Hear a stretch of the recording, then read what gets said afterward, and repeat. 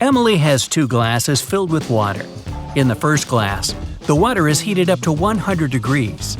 In the second glass, the water is cooled down to minus 100 degrees. The girl drops 2 coins in the glasses at the same time. Which coin will reach the bottom faster? It'll be the coin in the glass with the warm water. The coin in the other glass won't sink at all. The water there is frozen. Brandon's wife told him to cook several eggs, but the man had to boil them for exactly 2 minutes. She left her husband 3 hourglass timers for 3, 4, and 5 minutes. How can the man boil the eggs for exactly 2 minutes? Brandon waited until the water started to boil.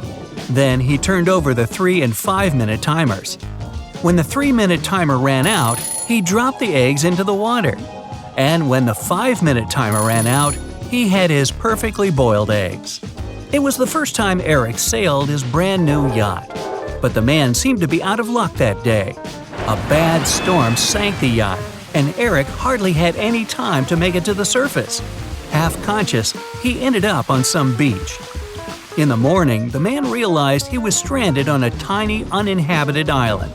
No radio, no cell phone, no means of communication whatsoever, and the island had no trees to make a smoke signal. On the 3rd day, Eric noticed a small plane circling in the sky over the island. Were they searching for him? But the aircraft was flying too high, and the pilot couldn't see Eric. And still, the man did something, and soon he was picked up by a rescue helicopter. How did he attract the pilot's attention? Eric picked up some stones and used them to write SOS on the sand. Jacob and his brother Jack were walking along the street. When they passed a grocery store, Jacob pointed at a young woman and exclaimed, "Oh, my niece is over there." His brother answered, "Oh, right, but it's not my niece." "How come?"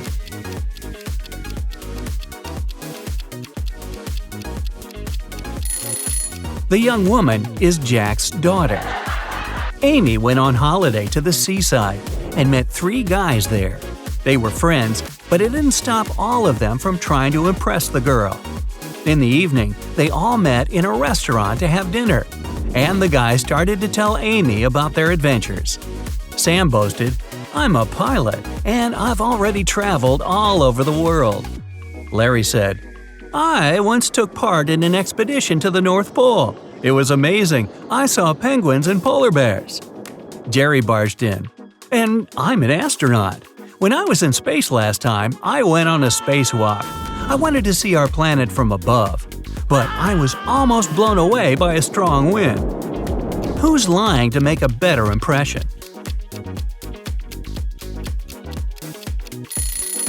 Both Larry and Jerry are lying.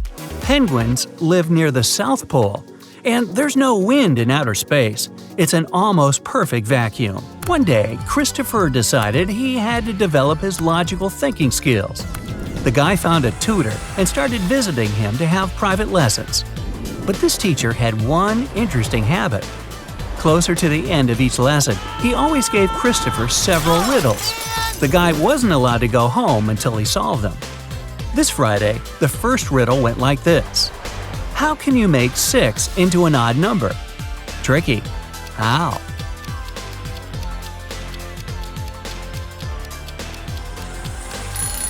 He removed the letter S and got IX. That's 9 in Roman numerals. But the guy knew it was just the beginning. The next riddle was even more difficult. It's thin, but when water splashes it, none seeps through. When hit, it changes color. It covers an incredibly complex thing, yet it's very easy to flex. What is it?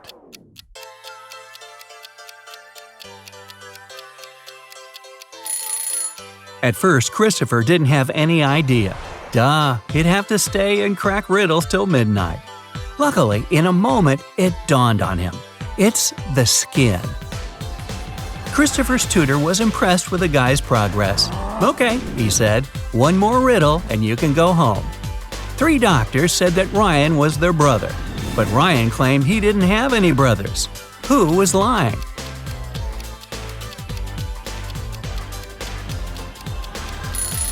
Christopher figured out right away that everyone was telling the truth. All the doctors were Ryan's sisters. Whew, he could finally go home. David and his wife Jessica moved to another town.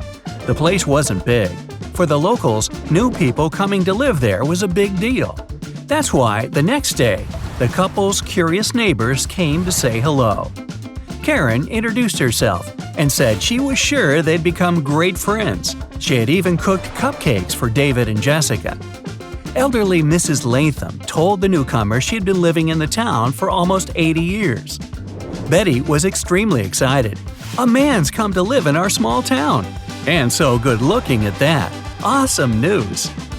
Two of the neighbors seemed a bit creepy, and only one looked normal. Who was it?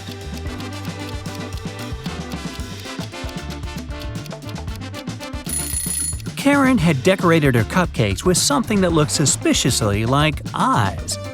Betty is too enthusiastic about David. As for Mrs. Latham, she is sure to know lots of things about the town and its inhabitants. She can be a useful source of information, and she cooked them some soup. Faster you run, the harder it is to catch this thing. What is it?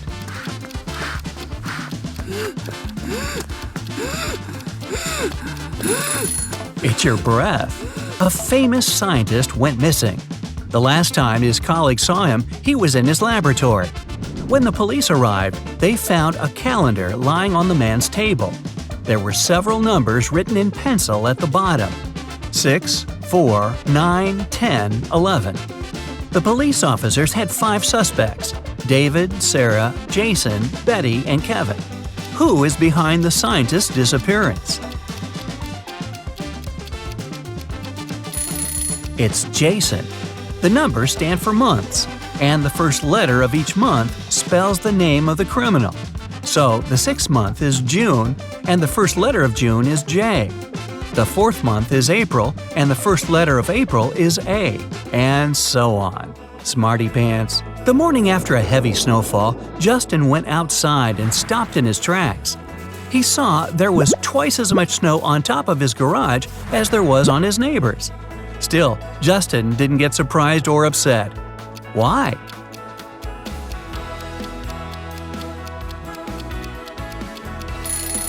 Justin's garage is twice as big as his neighbor's. No wonder it also has twice as much snow. Andrew and Gary are twins. They were born just 1 minute apart, and Andrew is the elder of the two. But for some mysterious reason, they celebrate their birthdays 2 days apart once every several years. How is this possible?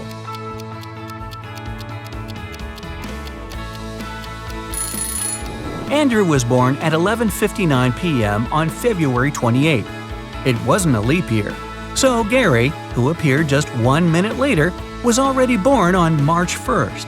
That's why, during leap years, they have 2 days between their birthdays. Ashley had a boyfriend, Mark, who was madly in love with her.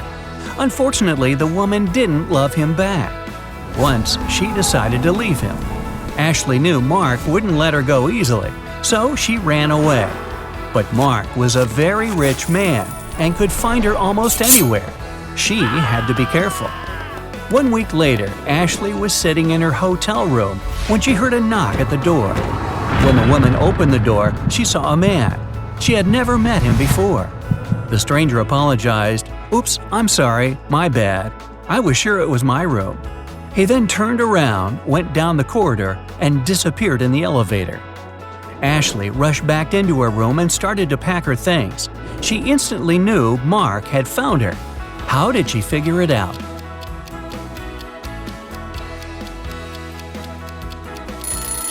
No one will knock on their own hotel room door.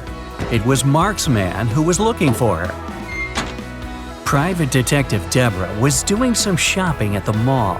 Suddenly, she heard people arguing. The woman went there and saw a stressed shop assistant and several people crowding him.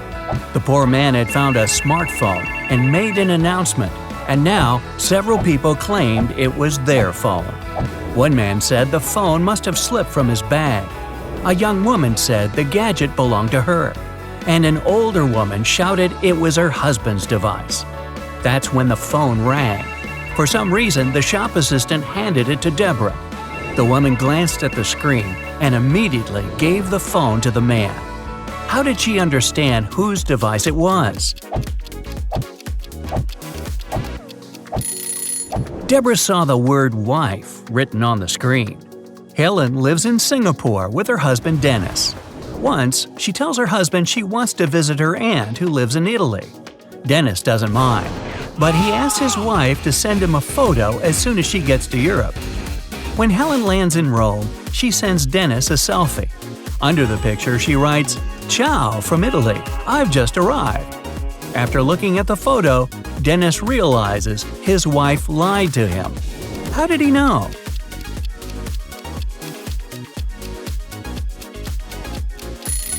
In the picture, the clock on the wall shows exactly the same time as the clock in the kitchen, which is in Singapore. If Helen was in Rome, the clock would show a big time difference.